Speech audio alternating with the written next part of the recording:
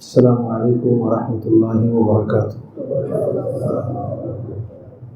ان الحمد للہ نحمده ونستعینه ونستغفره ونعوذ باللہ من شرور انفسنا ومن سیئات اعمالنا من يهده الله فلا مضل له ومن يضلل فلا هادي له واشهد ان لا اله الا الله وحده لا شريك له وأشهد أن محمدا عبده ورسوله أما بعد فإن خير الحديث كتاب الله وخير الهدي هدي محمد صلى الله عليه وسلم وشر الأمور محدثاتها وكل محدثة بدعة وكل بدعة ضلالة وكل ضلالة في النار.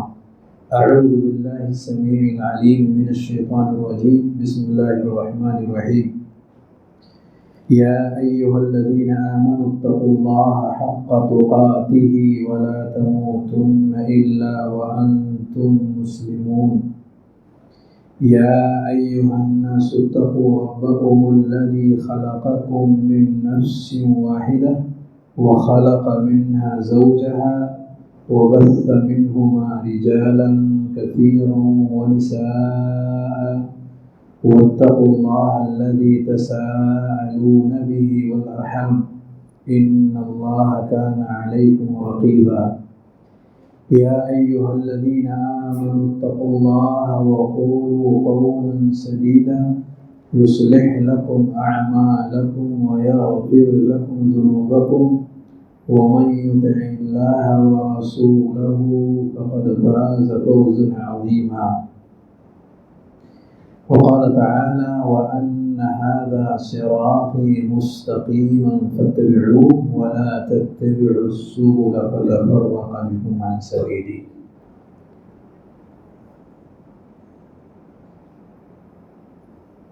معزز و مکرم علماء کرام، مجلس میں تشریف فرما مہمانان گرامی قدر اور دیگر تمام مصلیان کرام،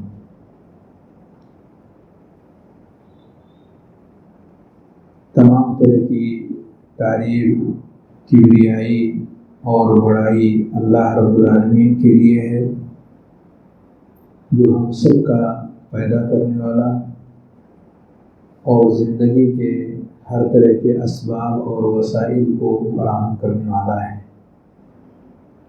درود و سلام ہو پیارے نبی صلی اللہ علیہ وآلہ وسلم کی ذات گرامی پر، جنہیں رب ذوالجلال نے سارے جہان والوں کے لیے بشیر و نذیر بنایا۔ اس سے پہلے کہ میں اپنی کوئی بات شروع کروں، یہ جو مہم مجلس کو سنوارنے کی ہے، اس پر عمل کر لیں۔ تھوڑا اور جگہیں جو بھی ہیں آگے کی، اس کو پوری کرنے۔ آج قریب قریب آ جائیں۔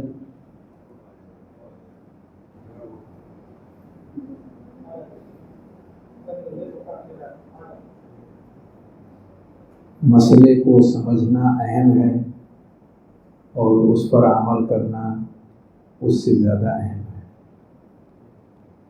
ہم لوگ سمجھنے کے لیے آئے ہیں، آ جائیں اور قریب آ جائیں۔ صحابہ کرام کا یہ طریقہ تھا مجالس کے حوالے سے کہ نبی کریم صلی اللہ علیہ وآلہ وسلم کی تعلیم کے بعد جب انہیں پتہ چلا کہ کیسے بیٹھنا چاہیے مجلسوں میں، تو خود صحابی نقل فرماتے ہیں کہ اس کے بعد جب بھی نبی کریم صلی اللہ علیہ وسلم کسی مجلس میں تشریف لاتے یا یہ لوگ اکٹھا کسی جگہ ہوتے، ينضم بعضهم إلى بعض، ينضم بعضهم إلى بعض۔ کیا معنی ينضم بعضهم؟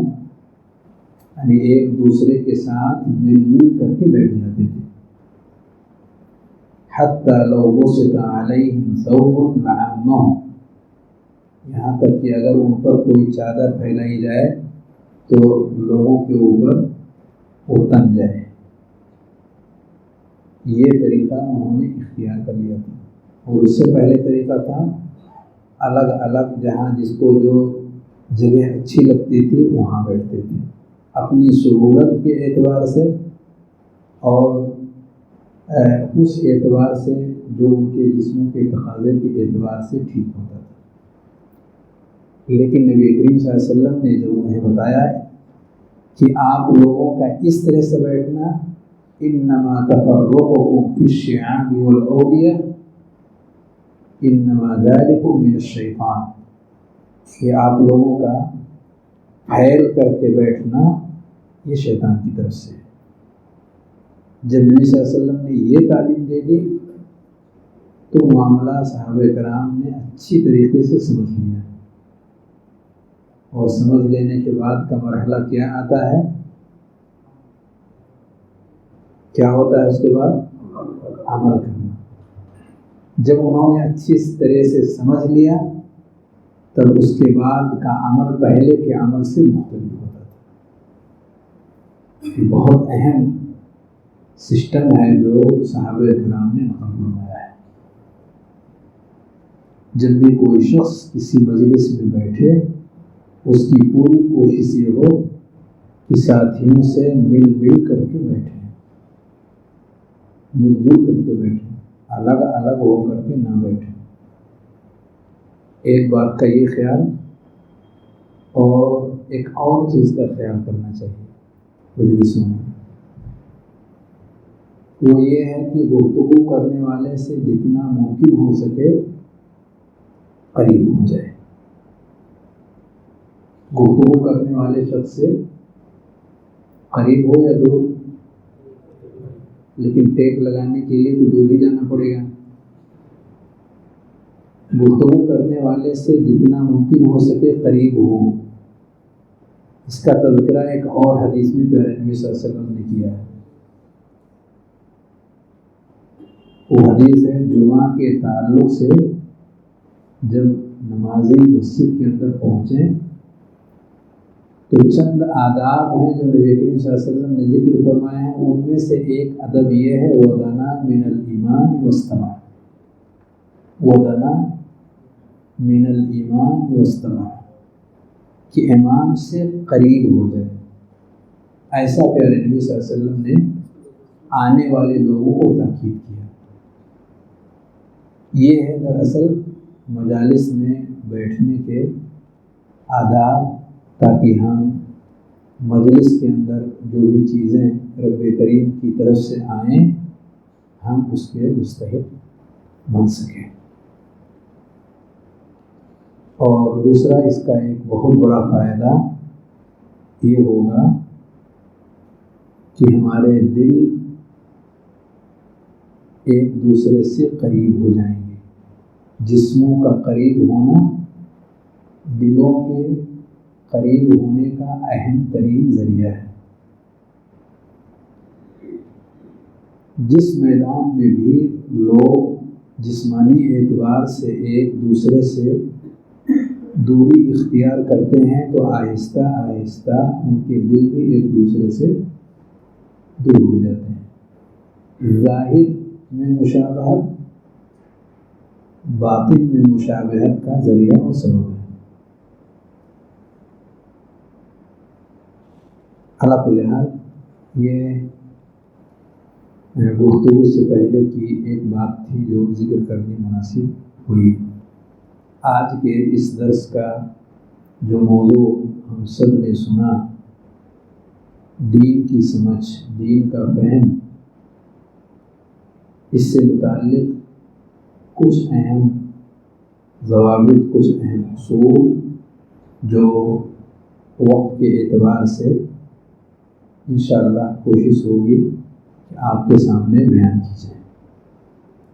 پہلے ہی ایک معذرت میں یہ کر دوں کہ میں آج کے اس درس میں سارے اصول نہیں بیان کر سکوں گا،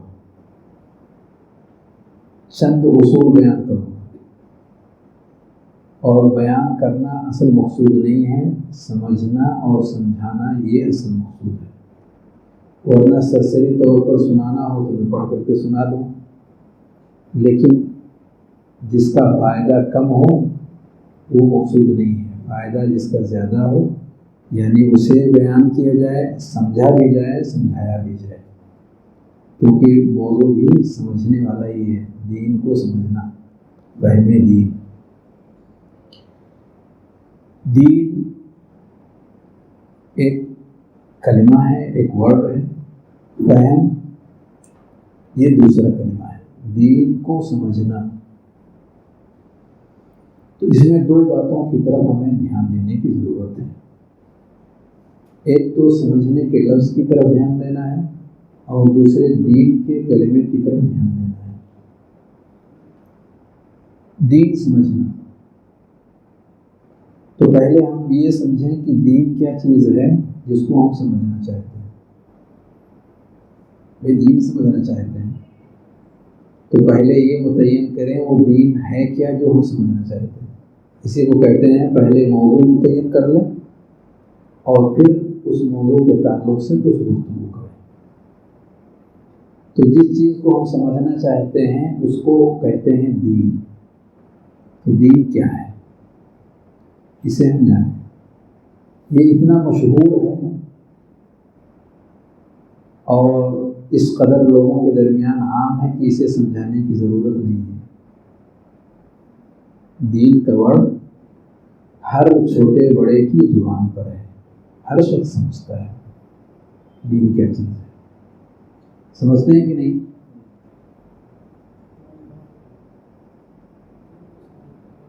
میں تو بہت خوش ہوں کہ سب لوگ سمجھ رہے ہیں کہ ہم دین کا مفہوم جانتے ہیں۔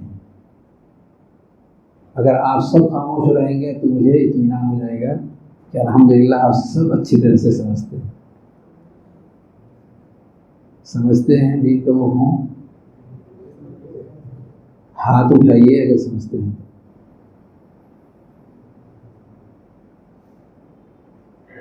جی آپ بتائیے، کھڑے ہو کے۔ زندگی جینے کا طریقہ، بیٹھیے پیچھے سے۔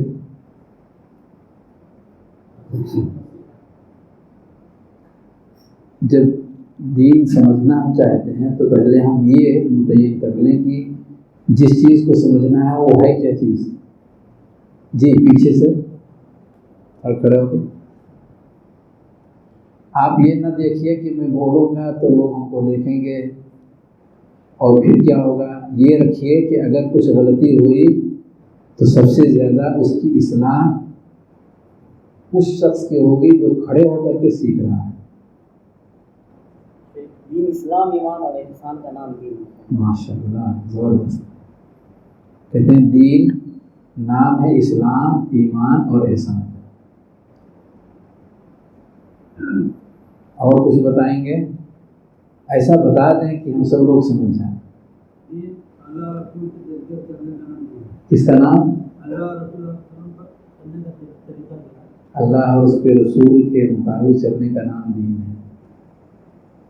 ایک صاحب اور پیچھے سے کوئی بتا دیں اور پھر ہم سلسلے کو آگے بڑھا دیں۔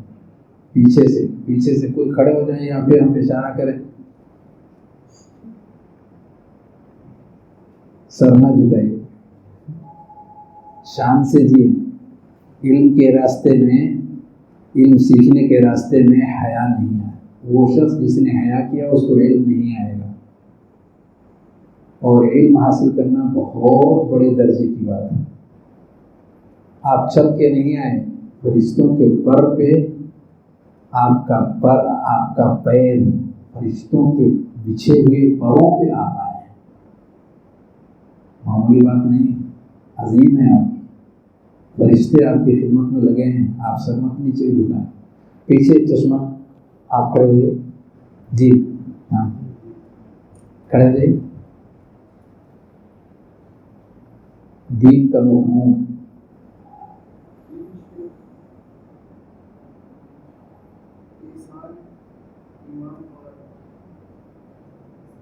اسلام، ٹھیک، اچھی بات ہے، الحمدللہ۔ اپنے دل کی بات اگر کہہ لے جائیں تو یہ سب سے بڑی کامیابی ہے۔ آپ کے اندر کیا ہے وہ زبان پہ آ جائے. تشریح یہی ہم چاہتے ہیں مجلسوں کے اندر کوئی ایسا نہ ہو کہ ایک دوسرے سے آدمی اپنے اندر کی چیز نہ بیان کر سکے. تو ڈاکٹر کے پاس جاتے ہیں, کہتا ہے کیا ہوا, بتاتے ہیں کہ نہیں بتاتے؟ ایک ایک چیز آپ بتاتے ہیں, کہیں ایسا نہ ہو کوئی چیز میں اگر چھپا لوں تو صحیح تشخیص نہ ہو پائے. اور جب صحیح تشخیص نہیں ہوتی, تشخیص یعنی صحیح جانچ نہیں ہو پاتی, تو صحیح علاج نہیں ہو پاتا. دیکھیے ساری باتیں آپ لوگوں نے ٹھیک کہی ہیں, اللہ رب العالمین اور برکت دے آپ لوگوں کے علم میں. البتہ مختصر میں دین کہا جاتا ہے اسلام کو. ان الدین عند اللہ, ان الدین عند اللہ, قرآن کی آیت ہے, الگ سے کچھ کہنے کی ضرورت نہیں ہے. ان الدین عند اللہ, دین اللہ کے نزدیک اسلام کو کہتے ہیں. دین اللہ کے نزدیک اسلام کو کہتے ہیں. تو جب اسلام کہہ دیا جائے تو اس سے مراد دین ہے. تو یہ کون سا دین ہے؟ پسندیدہ دین ہے, اللہ کا پسند کیا ہوا دین, اللہ رب العالمین کا پسند کیا ہوا دین ہے. کیا اس کے علاوہ بھی اور دین ہیں جو اللہ کی پسند نہیں ہے؟ بہت. یہودیت ہے, نصرانیت ہے, مجوسیت ہے, اور ہمارے ملک میں بے شمار ادیان ہیں. یہ ان سب کو دین کہیں گے. لیکن ابھی ہم جو گفتگو کرنے جا رہے ہیں یہ ان سب دینوں سے متعلق نہیں, پسندیدہ دین سے متعلق. یہ متعین کرنا بہت ضروری تھا کہ آخر کس دین کو سمجھنے کی بات آپ کرنے جا رہے ہیں. کیونکہ دین اس دنیا کے اندر بہت, تو وہ ادیان میں سے ایک دین جسے دین اسلام کہتے ہیں, اس دین کو سمجھنے کے لیے یا اس دین کو سمجھنے کے اصولوں کو جاننے کے لیے ہم یہاں بیٹھے ہیں. تو یہ بات طے ہو گئی کہ اللہ رب العالمین کا پسندیدہ دین اسلام ہے. گویا کہ کچھ دین ایسے بھی ہیں جو اللہ کی پسند نہیں ہے, لوگوں کی پسند ہے, رب کا پسندیدہ نہیں ہے. آپ بتا سکتے ہیں دین کا مفہوم کیا ہے؟ اسلام. سیدھا سیدھا مختصر سا لفظ, دین سے مراد اسلام. کیونکہ رب کریم نے خود اس کا تعارف کرایا ہے, خود اس کی پہچان کروائی ہے کہ جب دین کی بات کہی جائے تو آپ اس کو اسلام کے مفہوم میں لیں. یہی پسندیدہ دین ہے. اس تعلق سے ایک بات اور واضح کرتے ہوئے آگے بڑھیں. کسی بھی طرح کی کوئی ملاوٹ نہیں تھی, صاف ستھرا دین. نبی کریم صلی اللہ علیہ وآلہ وسلم نے وہ صاف ستھرا دین پہنچایا امت تک. اور اس وقت آپ کے زمانے میں جو لوگ تھے وہی صحابہ ہیں, ان تک دین کو نبی کریم صلی اللہ علیہ وسلم نے پہنچایا. صحابہ تک جو دین پہنچا وہ صاف ستھرا دین پہنچا. کسی بھی طرح کی کوئی ملاوٹ نام کی چیز اس کے اندر ایسی نہیں آئی جس کو آپ دین نہ کہہ سکیں.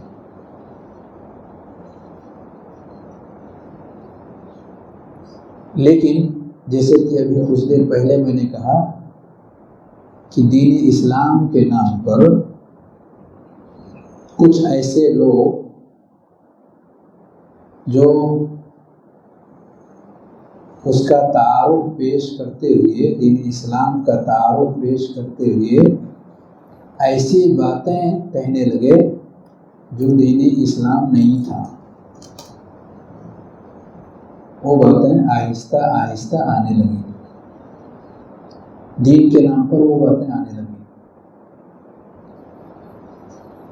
اور یہ سلسلہ صحابہ کرام کے آخری دور کے اندر یہ شروع ہوا، آخری دور کے اندر یہ سلسلہ شروع ہو گیا تھا۔ کئی چیزیں ایک کے بعد دیگرے آتی گئی اور اس کی وضاحت اور صفائی کی جاتی گئی، اور پھر رفتہ رفتہ وہ سلسلہ بڑھتا گیا، اور پھر اس کی وضاحتیں اہل علم کی طرف سے، تابعین، ائمہ، محدثین اور دیگر جو اہل علم ہیں ان کے ذریعے سے جو بھی گرد و غبار دین اسلام کے صاف ستھرے چہرے پر دین کے نام سے آتے گئے، انہوں نے اس کو صاف کر کر کے پیش کرنے کی کوشش کی۔ آج بھی ہمیں اسی صاف ستھرے دین کو دوبارہ پلٹ کر کے سیکھنے اور اس پر عمل کرنے کی ضرورت ہے۔ جس شکل میں وہ صحابہ کے بیچ میں تھا وہ دین، اسی شکل میں آج ہمیں اسے دیکھنے، پڑھنے اور اپنی زندگی کے اندر اسے لانے کی ضرورت۔ کس طرح سے وہ سوچتے تھے، کس طریقے سے وہ لیتے تھے، کس طریقے سے اس پر عمل کرتے تھے، وہ ہمارا ذہن بن جائے، وہ ہماری سوچ بن جائے، ویسا ہمارا مزاج بن جائے۔ یہ تب ہوگا جب وہ صاف ستھری چیز ہمارے بیچ میں پیش کی جانے لگے۔ اس کے لیے بہت سارے کام کرنے کی ضرورت ہے، یہ کے بعد دیگر وہ سب چیزیں ہمارے سامنے آئیں گی انشاءاللہ۔ تو خلاصہ یہ نکلا کہ ہم جو دین سیکھنا چاہتے ہیں وہ دین اسلام کا صاف ستھرا چہرہ دیکھنا چاہتے ہیں، اس کو ہم جاننا چاہتے ہیں، اس کو ہم اپنی زندگی میں لانا چاہتے ہیں، ویسے جیسے صحابہ کرام نے پیارے نبی صلی اللہ علیہ وآلہ وسلم سے سیکھا اور اس پر عمل کیا۔ ایسے ہی ہے، موافق ہیں آپ؟ ایسا کرنا چاہتے ہیں یا اس میں کوئی خلل، کوئی کمی، کوئی کمزوری آپ محسوس کرتے ہیں؟ اس میں کوئی خلل نہیں ہے، یہی اصل ہے۔ اس بات کو ہمیشہ آپ ذہن میں بٹھا کر کے رکھیں کہ ہمیں صاف ستھری ہی چیز چاہیے، ملاوٹ نہیں چاہیے۔ ملاوٹ نہ رب کو پسند ہے، نہ پیارے نبی صلی اللہ علیہ وسلم کو پسند ہے، اور آپ کو بھی نہیں پسند ہے۔ آج دودھ بیچتے ہیں تو اس میں ملا دیتے ہیں پانی کی نہیں ملاتے ہیں؟ پسند کرتے ہیں آپ کہ ملا ہوا ملے؟ غنیمت تھا، لیکن اب صورتحال ایسی ہو گئی ہے کہ پانی میں دودھ ملاتے ہیں۔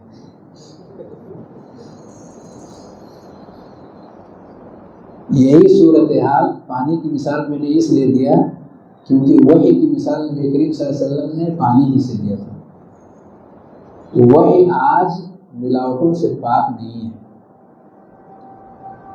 اس میں بھی بہت ساری ملاوٹیں آئی ہیں۔ جانتے ہیں یہ ملاوٹیں کس طرح، کتنی طرح کی ہیں؟ پاک صاف کیے بغیر وہ ہمارے مفید مطلب نہیں ہوں گی۔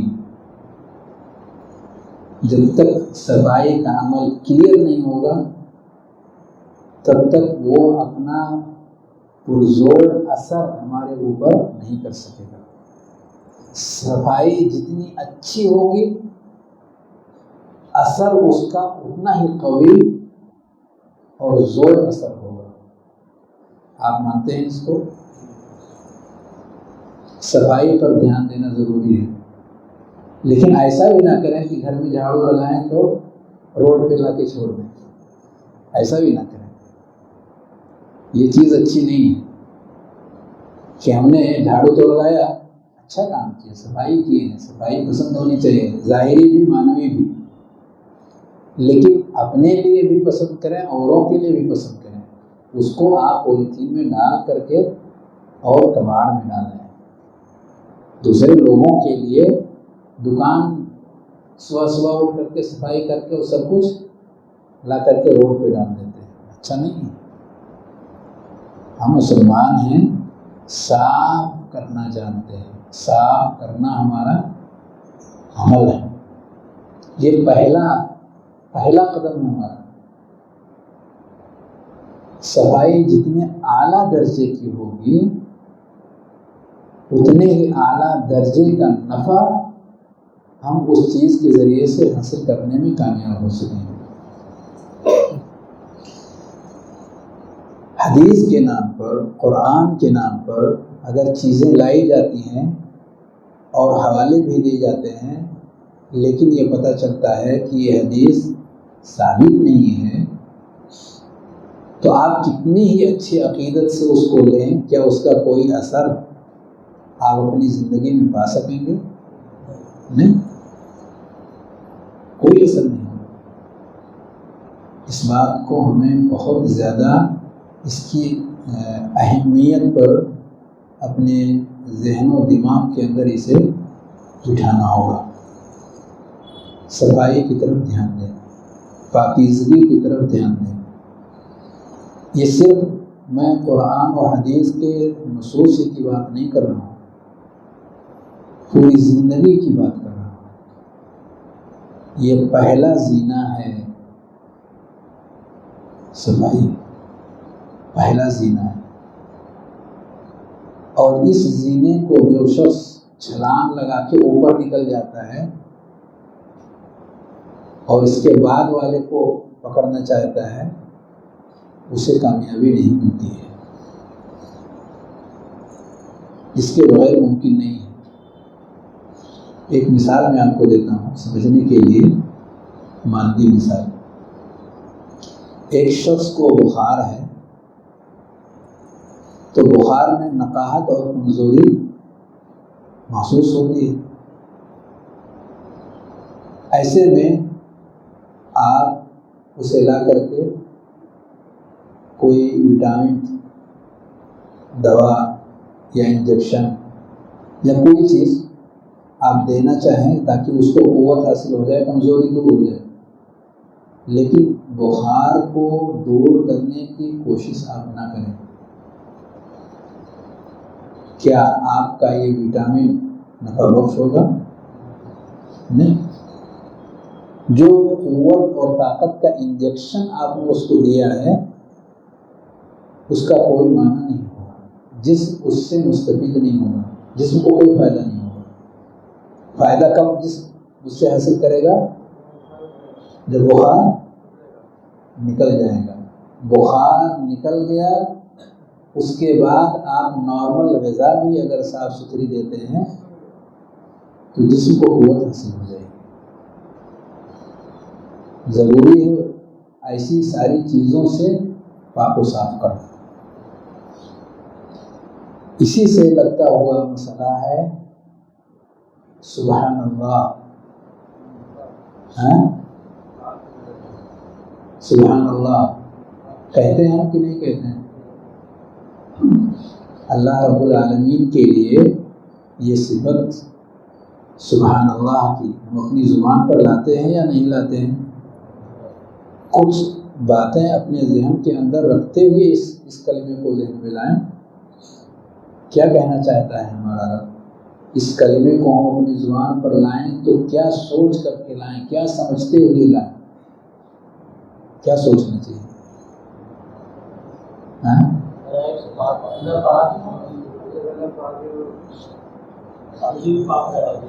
اللہ رب العالمین پاک ہے، ہر طرح کے عیب سے، ہر طرح کے نقص سے، ہر طرح کی کمی سے. یہ ہمیں خوب کہنا چاہیے، خوب کہنا چاہیے. یہاں تک کہ نبی کریم صلی اللہ علیہ وسلم ہر نماز کے بعد اس کا باقاعدہ اہتمام کرتے تھے. ہر فرض نماز کے بعد رب کی پاکی کا معاملہ. سبحان اللہ، الحمدللہ، لا الہ الا اللہ، اللہ اکبر. یہ سب کلمات ہیں رب کریم کی تعریف کے لیے جو ہم اپنی زبان پر لاتے ہیں. لیکن ان سب میں سبحان اللہ پہلے آتا ہے کہ نہیں؟ سبحان اللہ پہلے آتا ہے. ہم رب کریم کے لیے پاکی کا ورڈ جو استعمال کرتے ہیں وہ ایسے ہی ہے یا اس کا کوئی عظیم مقصد ہے؟ اس کے پیچھے مقصد ہے، اور وہ یہ کہ دوسرے لوگوں نے رب کریم کے حوالے سے جو بھی ایسی چیزیں منسوب کی ہوئی ہیں، جتنے بھی اسلام کی طرف منسوب فرقے ہیں، بہت کافی چیزیں انہوں نے اللہ رب العالمین کے حوالے سے ایسی باتیں منسوب کی ہیں جو رب کریم کو زیب نہیں دیتی. کتنے لوگ ہیں جو انکار کر دیتے ہیں اچھی اچھی چیزیں، اور ایسی چیزیں اللہ کی طرف منسوب کرتے ہیں جس سے ہمارا رب پاک ہے. تو ہمیں سب سے پہلے سبحان اللہ کہہ کر کے اللہ رب العالمین کے تئیں انسانوں کی طرف سے جو بھی چیزیں منسوب کی جا رہی ہیں، ہم پاکی کا ایک کلمہ اور ورڈ اپنی زبان پر لاتے ہیں. یہ اس بات کی اہمیت کے لیے یہ بہت ضروری ہے جو پیارے نبی صلی اللہ علیہ وسلم نے ہم سب کو سکھایا ہے. لیکن کیا صرف اتنا ہی کلمہ کافی ہے؟ پاکی بیان کرنا، پاک کرنا، صاف کرنا، ستھرا کرنا، غلط چیزیں جو اس سے جڑی ہوئی ہیں اس کو اس سے ہٹانا، دور کرنا، یہ پہلا زینہ ہے. دوسرا زینہ اس کے جسٹ بعد ہے. کیا ہے وہ زینہ؟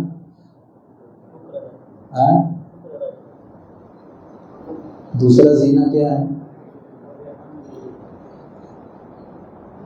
دوسرا زینہ یہ ہے کہ اسے ہم سیکھ لیں. جب وہ صاف ستھری نعمت ہمارے سامنے آئی ہوئی ہے تو اسے سیکھیں. پہلے اس کو ہم نے صاف کیا، اس کے دامن کو، اس کے چہرے کے اوپر جو گرد و غبار تھے ان سب کو ہم نے ہٹا لیا. صاف ستھری نعمت اسلام ہمارے سامنے آ گئی ہے، تو اب ہماری ذمہ داری بنتی ہے کہ اسے ہم سیکھ لیں، اسے ہم سیکھنے کی کوشش کریں، اسے ہم جاننے کی کوشش کریں، اسے ہم سمجھنے کی کوشش کریں. یہ دوسرا مرحلہ آتا ہے. سیکھنا، جاننا، سمجھنا، یہ دوسرا مرحلہ ہے. تو پہلا مرحلہ وہ ہے کہ کہیں ہم غلط چیزیں صحیح چیزوں کے نام پر تو نہیں سیکھ رہے ہیں. ہم ایسی چیزوں کو دین اسلام کا نام لے کر کے لوگوں میں اور اپنوں میں عام کر رہے ہیں جس کا تعلق دین اسلام سے ہے ہی نہیں. صحابہ پر اترا ہوا دین اسلام، صاف ستھرا اسلام ہمارے بیچ میں نہیں ہے. ہمارے بیچ میں کچھ لوگوں نے چند باتیں عام کر دی ہیں، اسی کو ہم لوگوں کے درمیان لا رہے ہیں، اسی کو ہم عام کر رہے ہیں، اسی کو ہم پھیلا رہے ہیں. یہ جلد بازی ہے. تو اس سے پتہ چلتا ہے کہ اہل علم کی خدمات حاصل کرنا ہمارے لیے بہت ضروری ہے، جو اسلام کے اوپر لگے ہوئے بدنما داغ کو صاف کرتے رہیں. قابل اعتبار اہل علم، یعنی ہر شخص کو چاہیے کہ وہ اپنے علاقے، اپنے محلے کے جو سلفی علماء ہیں ان سے رابطے میں آ کر کے، ان سے قریب آ کر کے وہ ان چیزوں کو حاصل کرنے کی کوشش کریں جسے صاف ستھرا اسلام کہا جاتا ہے۔ اسلام کے نام پر جو چیزیں سوشل میڈیا کے حوالے سے ہم تک پہنچ رہی ہیں یا ہم سرچ کر کے اس تک پہنچنے کی کوشش کر رہے ہیں، دھوکہ بھی ہمارے ساتھ ہو سکتا ہے، کیونکہ اسلام کی طرف منسوب بہت ساری جماعتیں ہیں اور سب ایکٹیو ہیں، سب کی باتیں سوشل میڈیا اور الیکٹرانک میڈیا کے اوپر بہت زیادہ موجود ہیں۔ آپ اسے کہہ سکتے ہیں ایک سیلاب ہے جو لوگوں کے درمیان پوری قوت کے ساتھ چل رہا ہے، تھمنے کا نام نہیں لے رہا ہے۔ ایسے میں ہم اہل علم کے ساتھ جڑے بغیر دین اسلام کو ہم لینے کی اگر کوشش کریں گے تو بھٹک سکتے ہیں۔ ہم یہ نہیں سمجھ پائیں گے کہ جس چیز کو ہم حاصل کر رہے ہیں یہ وہی دین اسلام ہے جو ہم چاہتے ہیں یا وہ دین اسلام ہے جو دوسرے لوگ چاہتے ہیں۔ تو پہلی وصیت یہ ہے کہ ہر شخص اپنے محلے اور اپنے مقامی علماء کے ساتھ رابطے میں ہو کر اسے سیکھنے اور جاننے کی کوشش کرے کیا چیز اسے سیکھنا ہے۔ جب وہ صاف ستھری چیز ہم تک پہنچ رہی ہے تو اسے سمجھنے کی کوشش کریں۔ جاننے اور سمجھنے میں کچھ فرق ہے یا دونوں ایک ہی چیز ہے؟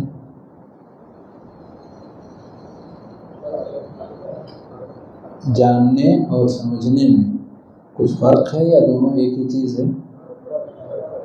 فرق ہے؟ بتائیں، کوئی ایک ہاتھ اٹھائیں تاکہ جی تھوڑا سمجھا جا سکے۔ جی آپ کھڑے ہوئے، بھائی پڑوسی کا زیادہ حق ہوتا ہے۔ کسی بات کو سن لینا اور اس کو جاننا کہیں گے، اس پہ عمل کرنا، اس کو سمجھنا کہیں گے۔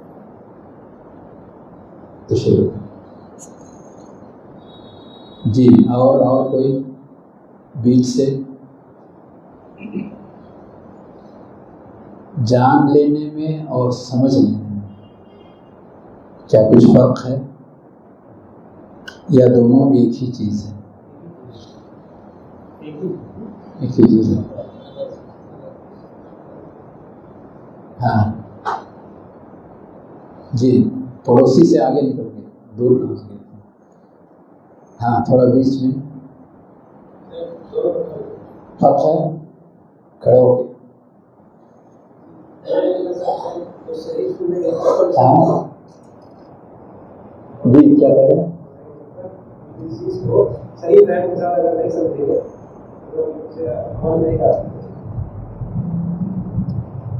تو کیا فرق ہوا دونوں میں؟ اچھی طرح سے سمجھنا پڑے گا، ٹھیک ہے، کوشش کر رہے ہیں اچھی طرح سے سمجھنے کی۔ اور کوئی حصہ لیں گے ادھر سے؟ جی آپ کھڑے ہو۔ جی، جاننا مطلب ہو گیا کہ کسی شے کے بارے میں آپ اس کی جانکاری رکھتے ہیں، مطلب صرف نالج ہے، اور سمجھنا جب آپ اسے اچھے سے سمجھتے ہوئے قائم کرتے ہیں تو یہ سمجھنا ہے۔ جزاک اللہ۔ دیکھیے میں سمجھ رہا ہوں کہ آپ لوگ سمجھ رہے ہیں،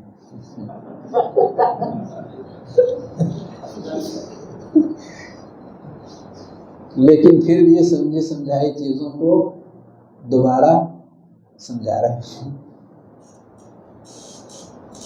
کوئی حرج نہیں، سمجھی سمجھائی چیزوں کو بھی سمجھانا ٹھیک ہے۔ مجھے یقین ہے کہ آپ میں کا ہر شخص سمجھ رہا ہے اور ہر شخص جانتا ہے، لیکن پھر بھی دل چاہتا ہے کہ دونوں کے درمیان کے فرق کو الگ الگ کر کے لایا جائے۔ دیکھیے سمجھنا جاننے سے ایک درجہ اوپر ہے، سمجھنا جاننے سے ایک درجہ اوپر ہے۔ کسی بھی ورڈ یا کلمے کا کوئی ظاہری معنی ہوتا ہے، کسی بھی لفظ کا، کسی بھی حرف کا، کلمے کا کوئی نہ کوئی میننگ اس کی ہوتی ہے۔ اللہ رب العالمین نے آسمان سے قرآن کے الفاظ اور کلمات اتارے، صحیح؟ کہاں سے اترا؟ آسمان سے اترا۔ تو کیا صرف یہ کلمات اترے ہیں یا کلمات کے ساتھ ساتھ اس کے معانی بھی اترے ہیں؟ دونوں اترے ہیں۔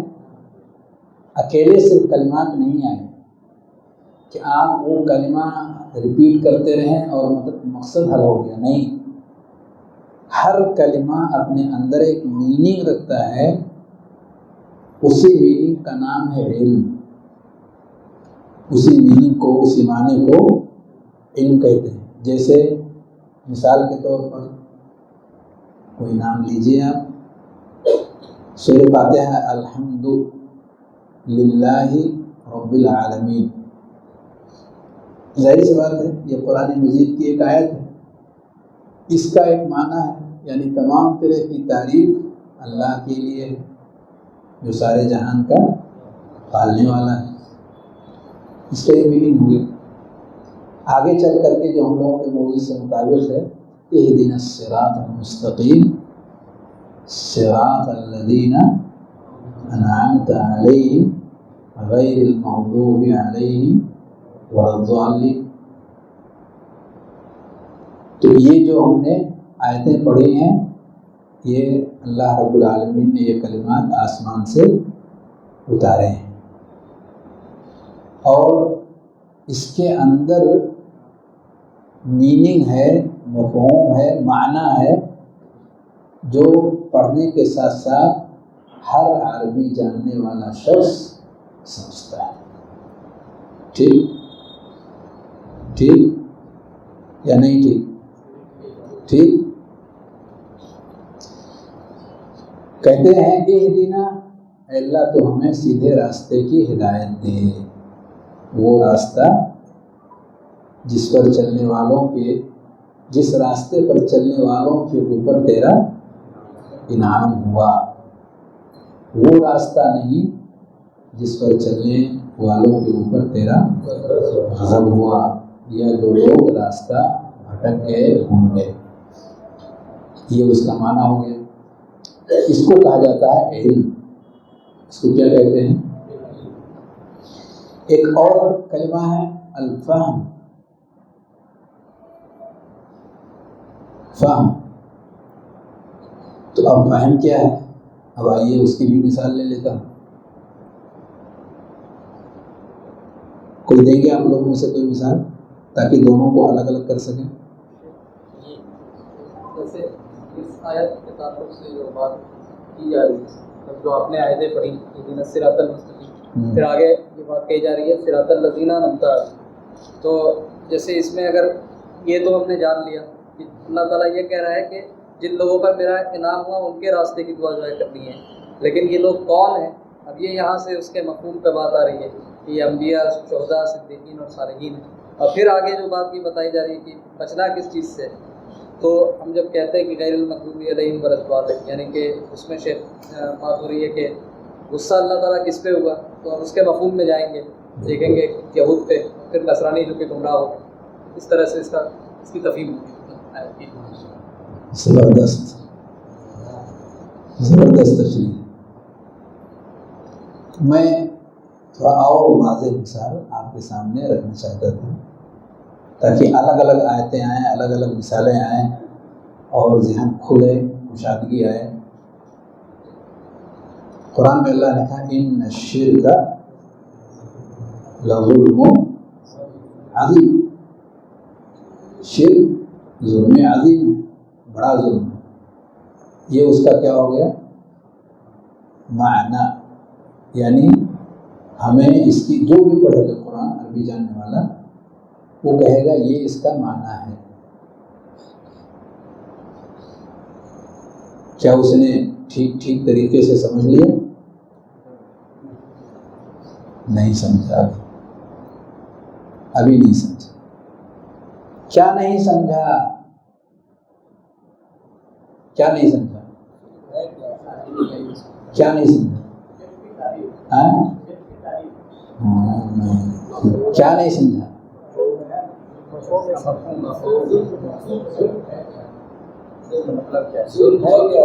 کہنے والے کی مراد نہیں سمجھا. کہنے والے کی مراد نہیں سمجھا. کہنے والے کا مقصد نہیں پایا. کہنے والا کون؟ کہنے والے کا مقصد نہیں پا سکا ہو، اس کو کہتے ہیں فہم. کہنے والے کا جب مقصد بھی پا لیں تو آپ سمجھ لیں. کہنے والے کے مقصد تک نہ پہنچ سکیں تو بس کہیں گے کہ عالم ہے، جانتا ہے، جو بھی چیزیں کہی جاتی ہیں اس کو فوراً سمجھ لیتا ہے.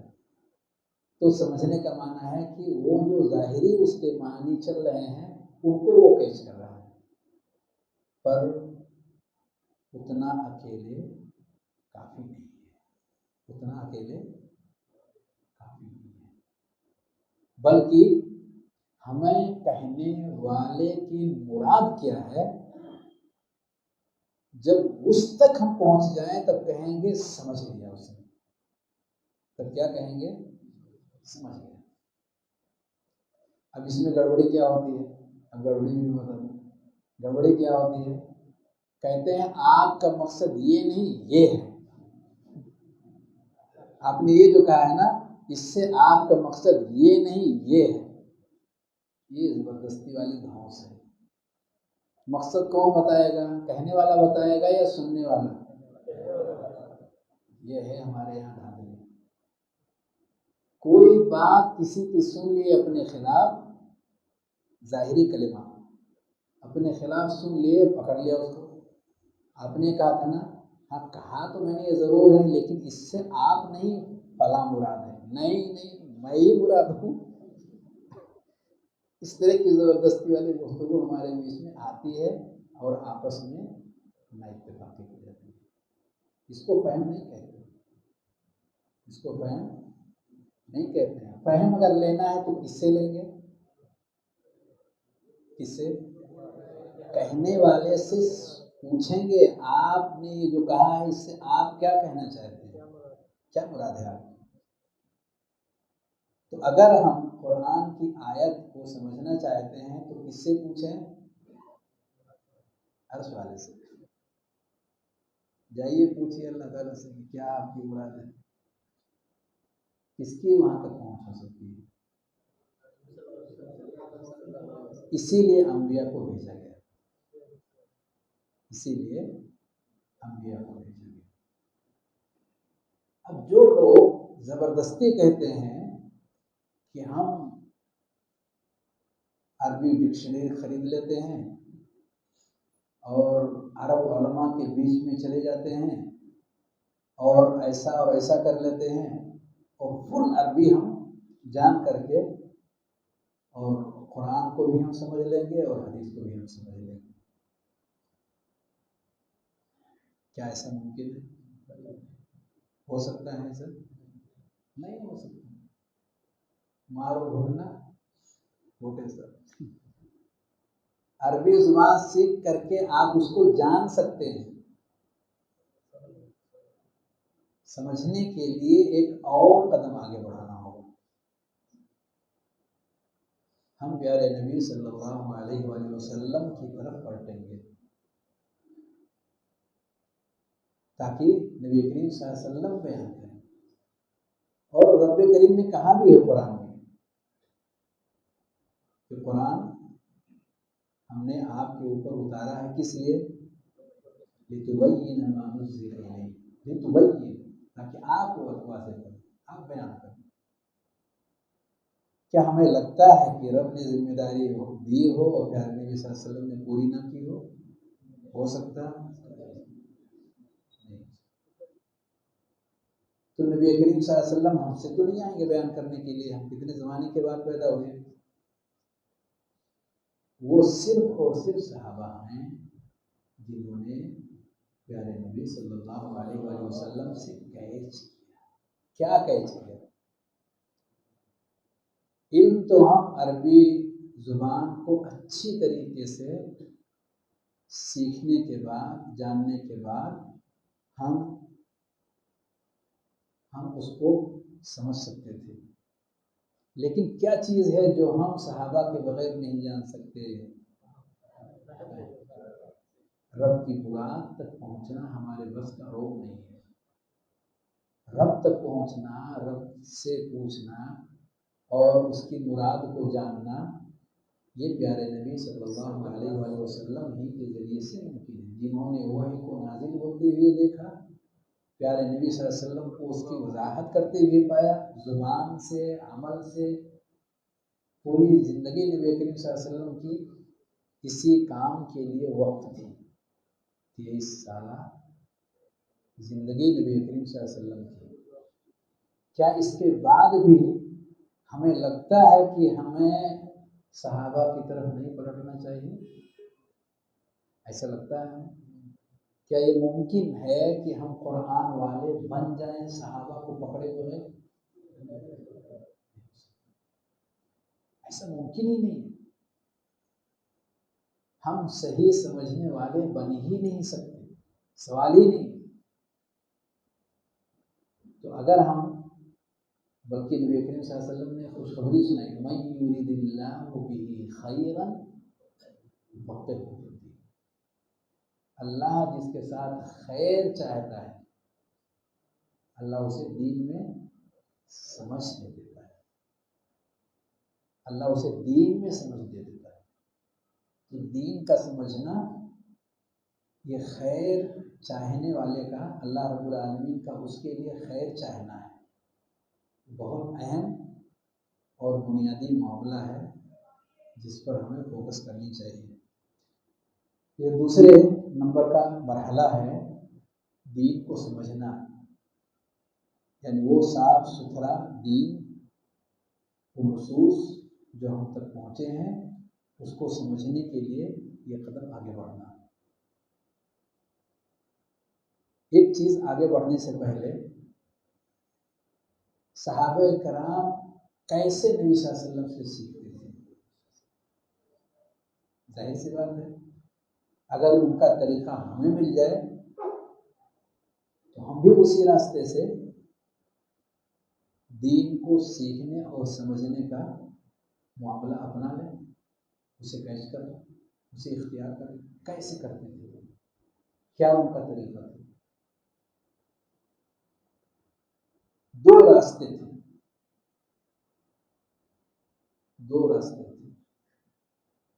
क्या दो रास्ते थे?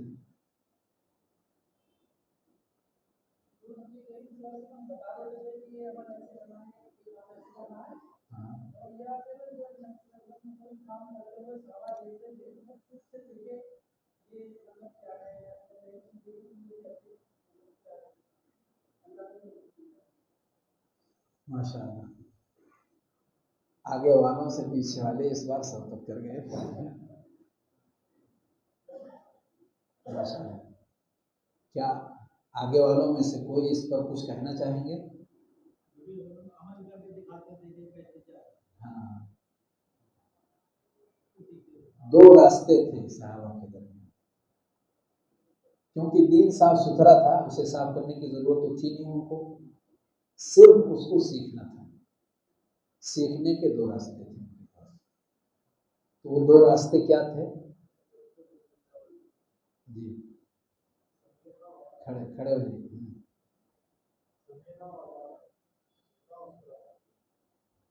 सुनना और उस पर अमल करना।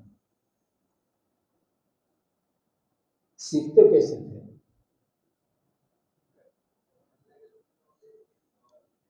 हाँ?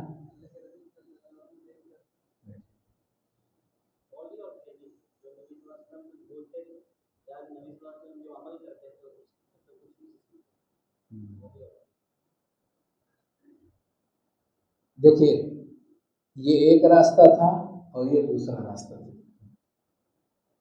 ये एक रास्ता था और एक दूसरा रास्ता था। समझ गया? नहीं, या तो वो पढ़ते थे یا تو وہ پڑھتے جاتے تھے، سمجھتے جاتے تھے، اور یا پھر اس زبان کا استعمال کرتے تھے، یعنی سوال کرتے تھے. یسألونک قرآن میں ہے نا، یسألونک پوچھتے تھے. علم حاصل کرنے کے یہ دو راستے، یا تو دیکھیں پڑھیں اور یا پھر پوچھیں. تو اگر ہمارے پاس وہی راستے جو صحابہ کرام نے اپنائے ہیں تو ہم گویا کہ سیکھنے کے راستے کو اپنا رہے ہیں. یعنی کسی بھی شخص کو یہ اجازت نہیں تھی کہ جہالت پر وہ مرے، بلکہ ہر شخص اپنے طور سے، صحابہ کرام کے بیچ اپنے طور سے کیا سیکھ سکتا ہے اور کتنا سیکھ سکتا ہے اتنی وہ کوشش کرے. ایسا نبی کریم صلی اللہ علیہ وسلم نے ان کی تربیت کی تھی. کیا سیکھ سکتا ہے اور کتنا سیکھ سکتا ہے. اگر وہ پڑھ لکھ کر کے سمجھ سکتا ہے، پڑھ سکتا ہے، جیسے کہ جن لوگوں نے عربی زبان سیکھی ہے اور بہت ساری چیزیں ہیں، آج وہ خود سے کتابیں اٹھاتے ہیں، پڑھ لیتے ہیں، سمجھ لیتے ہیں، اور دوسرے لوگ جنہوں نے نہیں سیکھا ہے وہ علماء کے پاس بیٹھ کر کے ان سے پوچھتے ہیں اور سیکھنے کی کوشش کرتے ہیں.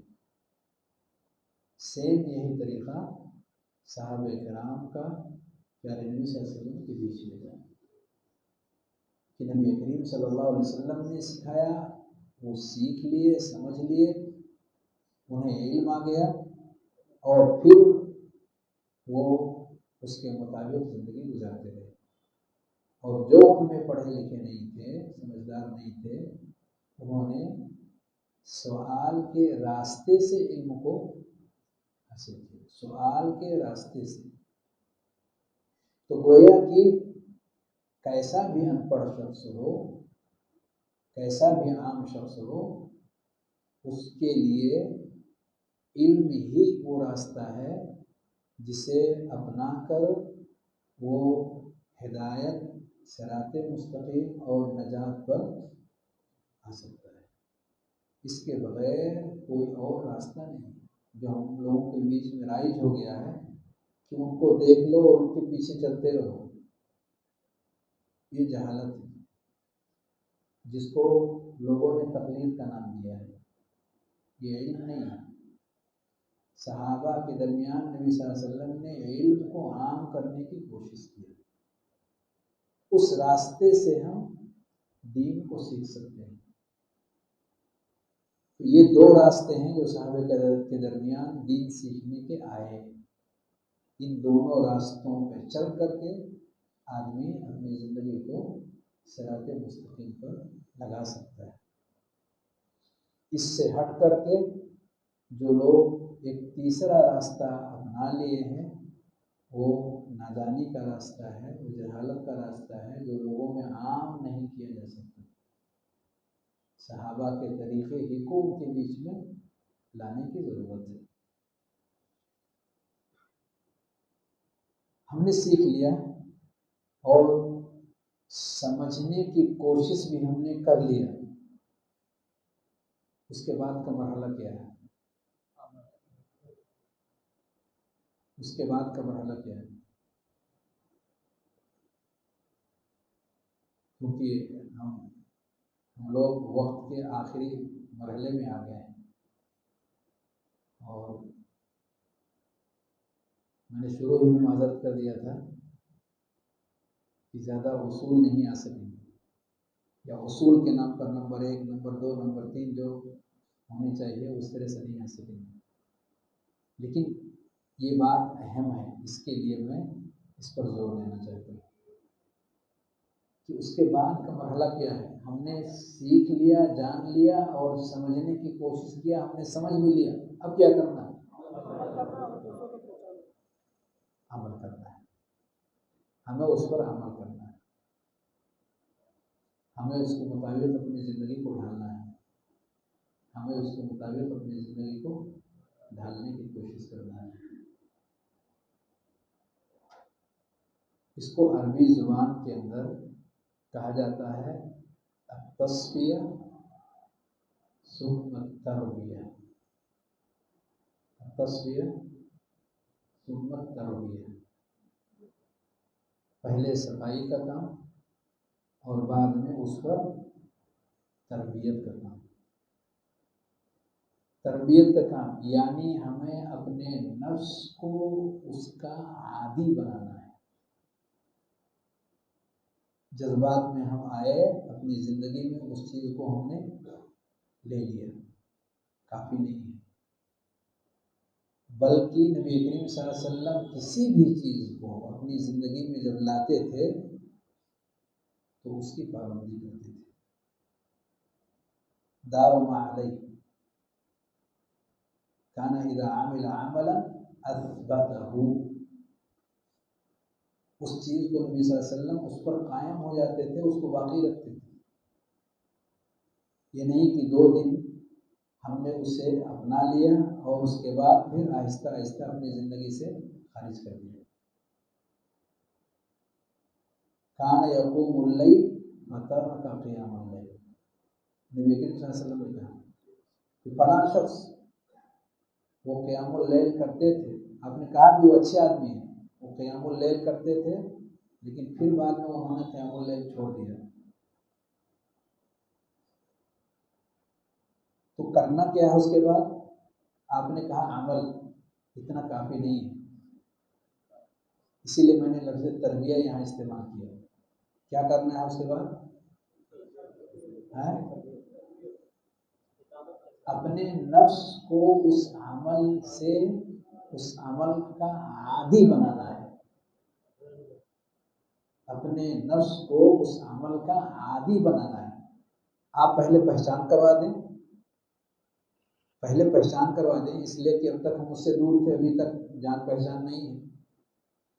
پہچان کروائیں گے، ایک دوسرے کو قریب کریں گے، تھوڑی تھوڑی پہچان بڑھے گی تو اپنائیت اور محبت نہیں آتی 1-2 بار ملنے سے.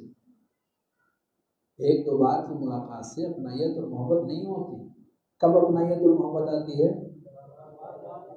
جب بار بار اس سے ملیں، گلے لگا لیں، دلوں میں بٹھا لیں، زندگی کا حصہ بنا لیں، جگر کا ٹکڑا بنا لیں، تو پھر اپنائیت پیدا ہو جاتی ہے.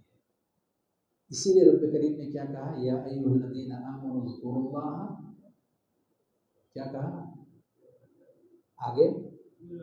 ذکرا کثیرا. یا ایھا الذین آمنوا اذکروا اللہ ذکرا کثیرا. اے ایمان والو اللہ کا کثرت سے ذکر کرو. کیا مطلب کثرت سے ذکر کرو؟ کہ جب آپ کثرت سے رب کریم کا ذکر کریں گے تو آپ کے ذہن و دماغ پر جو چیز چھائی رہے گی وہ اللہ کا ذکر ہی رہے گا. الحکم لما غلب.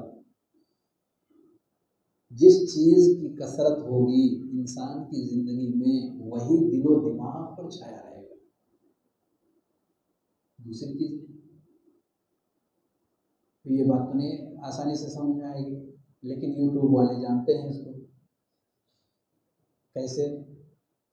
ان سے آپ کہیں کہ آپ کسی چیز کو سرچ کیجئے یوٹیوب میں، تو کھولے اور انہوں نے سرچ کیا. جیسے آپ نے ابراہیم علیہ السلام کا نام آپ نے سرچ کیا، تو جب آپ سرچ کریں گے تو ابراہیم نام کے ساتھ ساتھ اور بھی کچھ چیزیں جو اس سے متعلق ہیں اس کے نیچے آئیں گی. اور جب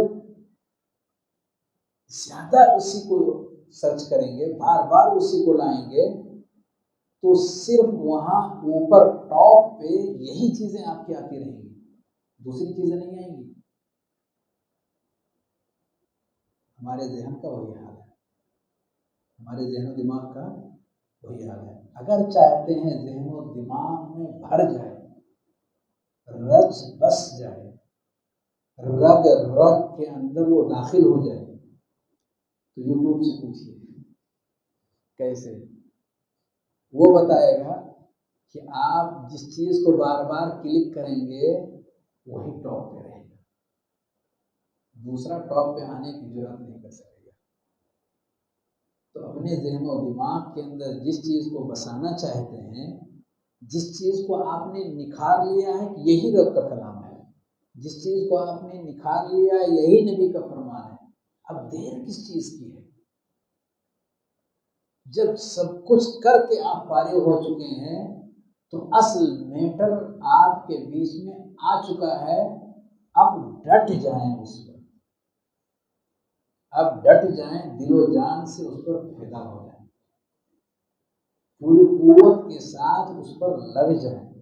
شبہے کی چیز اب باقی نہیں رہی، کوئی وہم باقی نہیں رہا، کسی طرح کی لاگ لپیٹ نہیں رہی، کسی طرح کی ملاوٹ والی چیز اس کے اندر رہی نہیں۔ اب دل و دماغ کے ساتھ اس کو جوڑ دینے کی ضرورت ہے، دل و دماغ کے اندر اسے بسا لینے کی ضرورت ہے۔ لیکن دل تو چاہتا ہی نہیں ہے کہ ایسی چیزوں کو ہم ہاتھ لگائیں، دل تو بالکل مائل ہی نہیں ہوتا ہے کہ اس کی طرف ہم جائیں۔ گرچہ سب چیزیں ہم نے کلیئر کر لی ہیں، لیکن طبیعت اس کو چاہتی ہے، اس کو چاہتی ہے، اس کو چاہتی ہے، اندر کی چاہت ہے ہی نہیں ہے اس کی طرف۔ اب کیا کریں؟ اندر سے آواز آتی ہی نہیں ہے کہ اس کو قبول کیا جائے، کیا کریں؟ ایسی کوئی پریشانی ہوتی ہے کہ نہیں؟ ہم جانتے ہیں کہ یہ سچ ہے، ہم جانتے ہیں کہ یہ حق ہے، یعرفونہ کما یعرفون ابناءہم، یہودی جانتے ہیں کہ یہ اللہ کے نبی ہے جیسے آپ جانتے ہیں کہ یہ ہمارا بیٹا ہے، لیکن کیوں نہیں انہوں نے نبی صلی اللہ علیہ وسلم کی اتباع کی؟ کیوں؟ کیا جاننے میں کوئی کمی تھی؟ آپ بھی جان گئے یہ اللہ کا کلام ہے، یہ پیارے نبی کا کلام ہے، یہ اس کا معنی ہے، یہ اس کا مقصد ہے، یہ سارے مرحلے آپ نے طے کر لیے، تو اب کس چیز کی دیر ہے؟ کیوں نماز میں دھیان نہیں لگتا؟ کیوں قرآن کو پڑھنے کے لیے ہمارے پاس دن اور رات کے اوقات میں سے کچھ وقت اس کے لیے خاص نہیں ہو پاتے؟ اس لیے کہ دل مائل ہی نہیں اس کا، دل میں بٹھائیں کیسے؟ اس کا یہ راستہ ہے جو ابھی میں نے آیت کریمہ پڑھی۔ کون سا راستہ ہے؟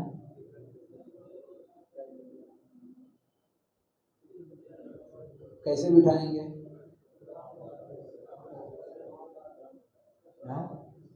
کیسے بٹھائیں گے؟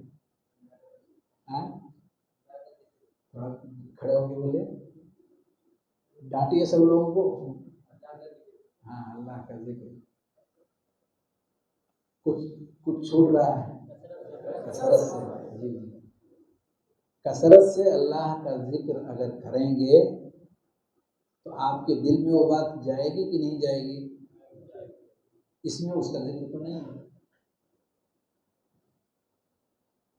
اس میں اس کا ذکر نہیں ہے کہ آپ جب کثرت سے ذکر کریں گے تو آپ کے دل میں جائے گی ہی، ایسا نہیں۔ ہمیں ہے حکم ادا لا الہ الا اللہ، ہمیں ہے حکم ادا لا الہ الا اللہ، ہمیں جو کہا گیا ہے، دھیان دیجیے، ہمیں جو کہا گیا ہے اس کو ہم کرنے کی کوشش کرتے ہیں اتنا جتنا ہم کر سکتے ہیں۔ دل ہمارے ہاتھ میں نہیں ہے کہ ہم دل میں اس کو گھسا دیں، لیکن ہاتھ، پیر، سر اپنے کنٹرول میں ہے کہ نہیں ہے؟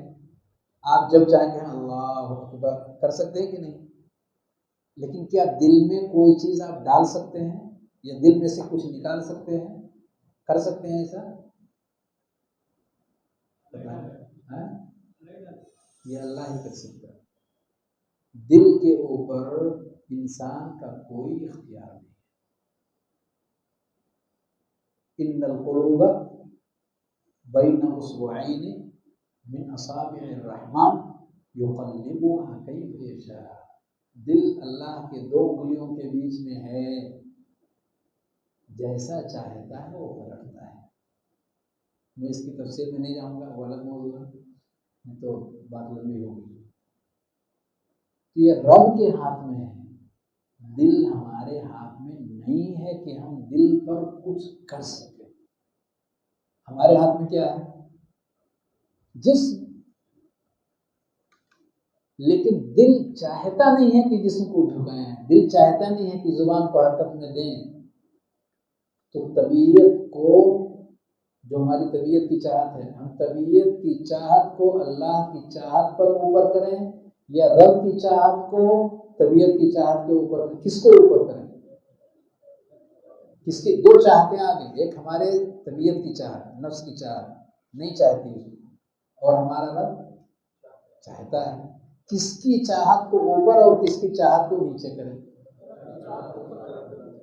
رب کی چاہت کو اوپر کریں۔ اللہ ہم سے چاہتا ہے جھکو، اذان کی آواز آئے تو اپنا کام بند کرو، مسجد میں آؤ، رب چاہتا ہے۔ ہم سن رہے ہیں، سمجھ بھی رہے ہیں، دل نہیں چاہتا، اس پر ہمارا کنٹرول نہیں، چھوڑ دیں، اس جسم پر ہے، اس کو لے کے آپ چلے آئیں، مسجد میں آ جائیں۔ وہ چاہتا ہے زیادہ سے زیادہ قرآن پڑھیں آپ، دل نہیں چاہتا اس کی آپ مخالفت کریں، نہیں چاہتا نہ چاہیں، جاؤ۔ لیکن ہم جسم کو جھکا سکتے ہیں، زبان کو حرکت دے سکتے ہیں، کریں آپ۔ اتنا کریں کہ رب کریم کو رحم آ جائے آپ کے اس اصرار پہ، اور وہ آپ کی دل کی حالت کو بدل دے۔ کسی کی چوکھٹ پہ آپ پڑے رہیں تو اس کو ترس نہیں آئے گا؟ نہیں آئے گا؟ آئے گا۔ کتنا ہی نافرمان بچہ ہے، آپ نے گھر سے باہر نکال دیا ہے، دروازے کی کنڈی لگا دی ہے، اور صبح جب دروازہ کھولتے ہیں چوکھٹ پہ پڑا ہوا پائیں گے، آپ کے دل میں نرمی نہیں آئے گی؟ اس کی چوکھٹ پہ گرے۔ وہ ارحم الراحمین ہے۔ جب ہمارے دلوں میں رحم آتی ہے، رب کریم نے کہا کہ وہ سب سے بڑا رحم کرنے والا ہے، تو وہ ہمارے اوپر رحم نہیں کرے گا؟ نہیں کرے گا؟ چینج کرے گا ہم کو کہ نہیں کرے گا؟ ہمارے دل کو بدل دے گا۔ شرط یہ ہے کہ ہم اپنے جسم کو اس کے مطابق کریں، اس کی چاہت کے مطابق، وہ ہمارے دل کو اپنی چاہت کے مطابق بنا دے گا۔ کرے گا انشاءاللہ؟ آپ کریں گے انشاءاللہ؟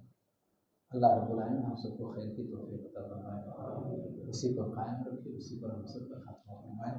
آمین وآخر دعوانا الحمدللہ رب العالمین، صلی اللہ علیہ وسلم۔ جو ٹائم دیے تھے وہی ہو گیا، 8:15 بج گئے۔